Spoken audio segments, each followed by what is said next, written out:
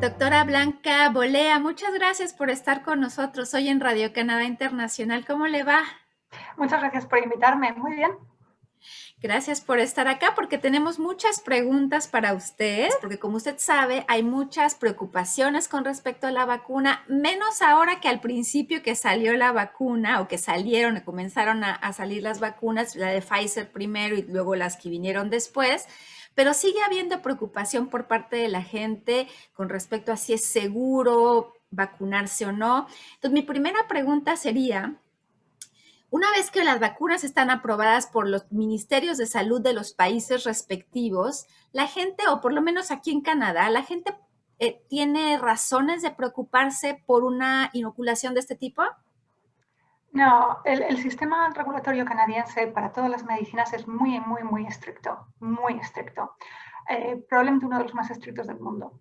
Entonces sí que es cierto que estas vacunas han sido desarrolladas de una manera muy rápida porque se necesitaban rápido y entonces todo ese material de seguridad tiene que ser evaluado muy rápido también y ahí pues los comités involucrados que tienen médicos, tienen epidemiólogos, tienen gente especializada en cómo asesorar la seguridad de medicamentos, han tenido que trabajar muy rápido. Pero a mí me gustaría mandar un mensaje de calma al respecto. Estas vacunas son seguras para cuando se han sido aprobadas en Canadá y han sido aprobadas en casi 30.000 personas en el mundo. Es decir, que tenemos una población en la que ya se ha aprobado antes de llegar aquí incluso.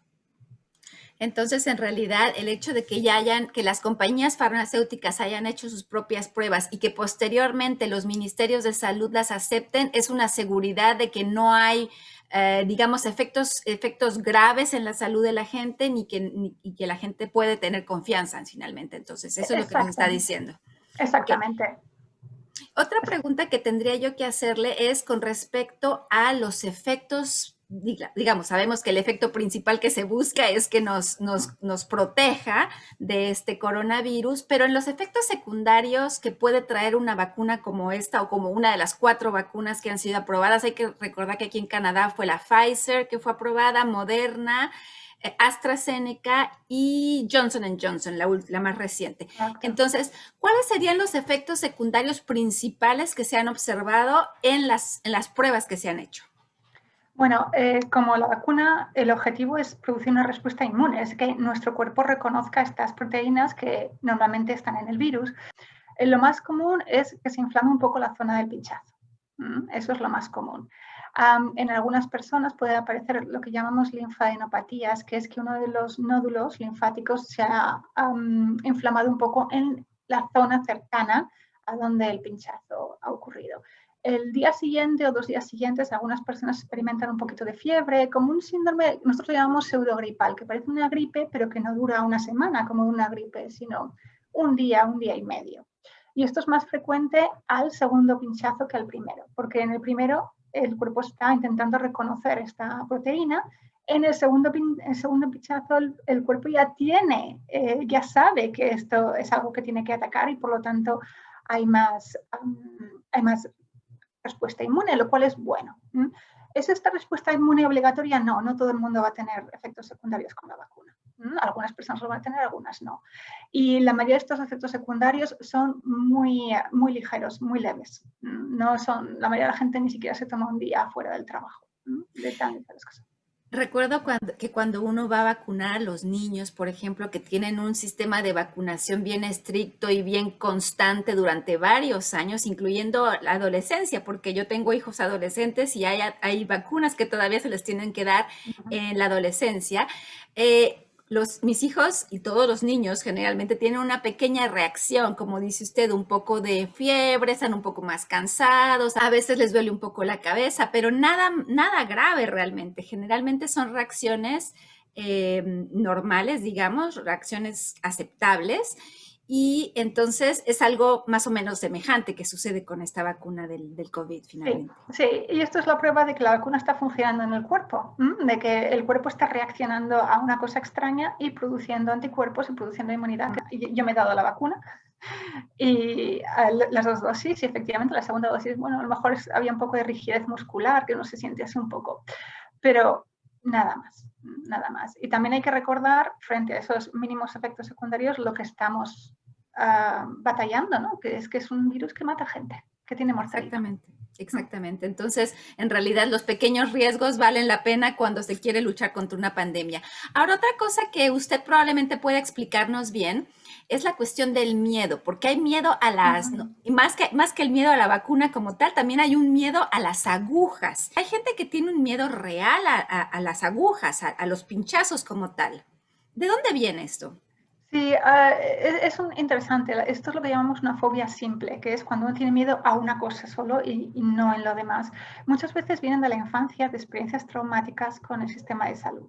A veces niños que han tenido operaciones cuando eran muy pequeños y no les han explicado lo que eran, niños que a lo mejor les han inyectado algún medicamento y no se lo han explicado y entonces reaccionan masivamente y recuerdan eso cuando son adultos.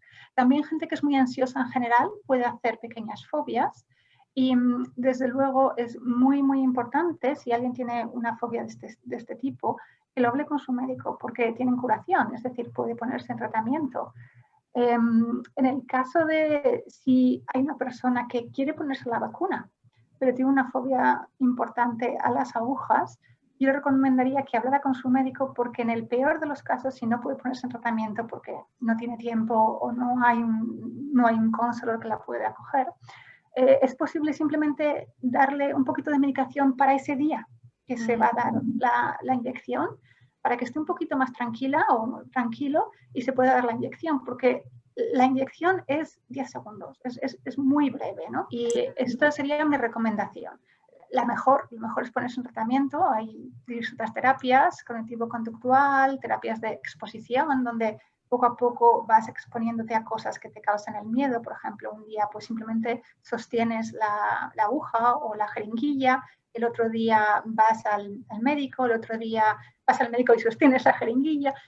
Te vas exponiendo a esa cosa que te da miedo hasta que eres capaz de llevarla. Ahora, otro tema que me gustaría hablar con usted es la otra pandemia. La pandemia de desinformación, le han llamado incluso infodemia, y eso ha existido desde casi el principio de esta pandemia, desde el inicio, empezaron a circular a través de los medios sociales una inmensa cantidad de mensajes contradictorios primero y después que incluían mucha desinformación, muy pocas pruebas. ¿Qué tiene que hacer la gente? ¿Dónde se puede informar la gente para no caer en las trampas de la desinformación o en los miedos que a veces esa desinformación transmite? Sí, esto es un problema muy grande y si quieres que te diga la verdad, Paloma, parte de este problema lo hemos creado los médicos, que no nos explicamos bien, que no somos capaces de constantemente reforzar y explicar conceptos biológicos y médicos básicos. El Women's College Hospital, donde yo trabajo, tiene información en todos los lenguajes que se hablan en Canadá, incluido español, traducida y además sancionada por gente que conoce la situación con el COVID-19, gente que es experta en esa situación, la Universidad de Toronto. Y desde luego, yo les diría que acudieran a esos, al Women's College Hospital COVID-19, es multilingüe, es el TAP, y se bajaran uno de estos, son documentos de 2 o 3 páginas, son muy fáciles de leer. El otro sistema donde funcionan las cosas muy, muy bien es el gobierno de Ontario tiene un sistema de información sobre el COVID-19 que funciona muy bien y que tiene mucha información actualizada hasta el día de hoy. Entonces, si quieren saber en términos de números, es un buen recurso también. Aquí estoy mostrando una de las pues le podemos decir una plantilla de información donde viene justamente cuáles son los efectos secundarios de la vacuna, qué efectividad tienen. Bueno, lo que estamos conversando usted y yo ahora, pero es un documento, un boletín informativo sobre esta vacunación que fue producido por Women's College Hospital donde usted trabaja. Entonces, como usted refería, repítanos de nuevo la dirección para que la gente pueda ir a dar una vuelta. Sí, tienen que ir a Women's College Hospital COVID-19 y después es multilingüe y aparecen varias, es que la dirección entera no me la sé de memoria, pero aparecen varias lenguas y español está entre ellas. Sí. Ahora, Escuchaba en la mañana una entrevista con una persona que trabaja con ancianos, con gente de la tercera Ujú, edad, de algunas comunidades culturales de la región de Montreal en particular, pero me imagino que es ujú, exactamente lo mismo en otras zonas de Canadá.